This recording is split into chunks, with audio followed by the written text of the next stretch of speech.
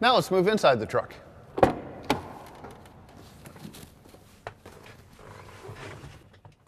Up to 25 optional switches can be located in the center and lower right side of the center dash panel.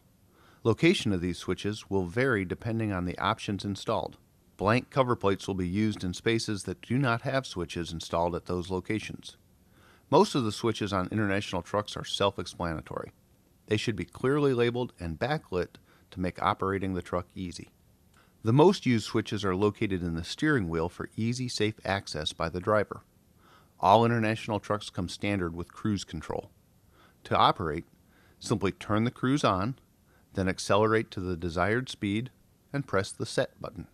While parked, it is sometimes necessary to ramp up the engine RPM for PTO use. This can be done with the cruise control buttons. Again, turn the cruise on, then ramp up the engine with the resume accelerate button. Other important switches include the lights and mirrors. One of the most important things to know about international trucks is what all the lights on the dash mean. Some indicate problems with the truck or engine, while others simply let you know the truck is performing some routine action. It's important to know the difference to save you the time and cost of taking the truck to the shop when it was not necessary.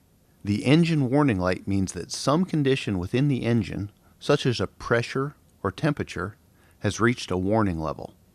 If the condition stays the same or gets worse, the engine may eventually derate or even shut down to prevent damage. The engine shutdown light and warning tone is serious. Stop the truck immediately. Something in the engine has gone past the warning level and is now critical. Some engines may automatically shut down. If your engine doesn't, turn it off as soon as you can safely do so to help avoid further damage. Then contact your service provider. Visit internationaltrucks.com to find the closest international dealer. Vehicles with max force engines are equipped with a malfunction indicator light, or MIL. It signals that there is something wrong in the vehicle's emission control system. You do not need to shut the truck down immediately. Your vehicle is safe to drive, but you should get it serviced as soon as you can. A HEST, or high exhaust system temperature lamp, is only a signal that regeneration has been in progress, indicating a hot exhaust. The light comes on only occasionally and at low speeds. These conditions are normal, and the light simply tells you to be careful of what's around you if you're parking the truck because the exhaust temperature is high. DPF stands for diesel particulate filter, which captures the soot that would otherwise go into the air as smoke. If this light is on, you may notice a message in the dash that says, "Parked regeneration required." Over time, soot can clog the DPF, especially if you're in an operation where the truck starts and stops all day long, never really getting up to highway speeds. If the light comes on and stays on, there's no need to panic, but it will require you to do one of two things. First, you can run the truck at highway speeds for 20 minutes or so, which should generate enough heat for the DPF to burn the soot to ash and clear itself. If you can't get on the highway, you need to do a parked regeneration. Having the engine warmed up to operating temperature before regen will speed the process. When you see a flashing DPF light, it means the exhaust filter is just about full and the truck can't go much farther. Without delay, complete a parked regeneration, because if you don't, the vehicle controller will begin to limit power to help prevent damage to the engine and the exhaust system. If the DPF light is flashing with a beeping alarm, it means the exhaust filter is completely full and the engine power is being derated to prevent damage. In some trucks, the engine warning light will also be displayed. Immediately do a parked regeneration.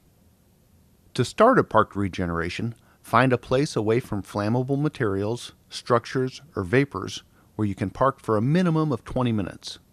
Set the parking brake, but leave the engine running. For automatic transmissions, put the vehicle in park.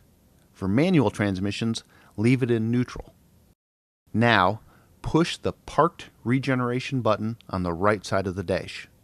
Also, If your truck has a regeneration inhibit switch, make sure it is not lit up or on.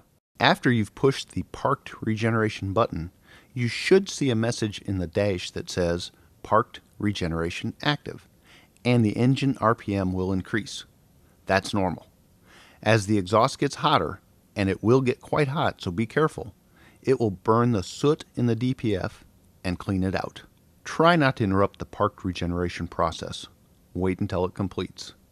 The DPF light will then go out, the message center will clear, and you can resume your normal driving. If the light does not go off, you will need to contact your closest international dealership to determine the problem. The service interval feature provides a visual reminder to the operator that the oil change interval has expired and that routine maintenance should be performed. This feature measures the distance, time, or fuel used from the last maintenance performed on the vehicle and calculates when the next maintenance is due. Your service department should reset this light after each preventative maintenance is completed.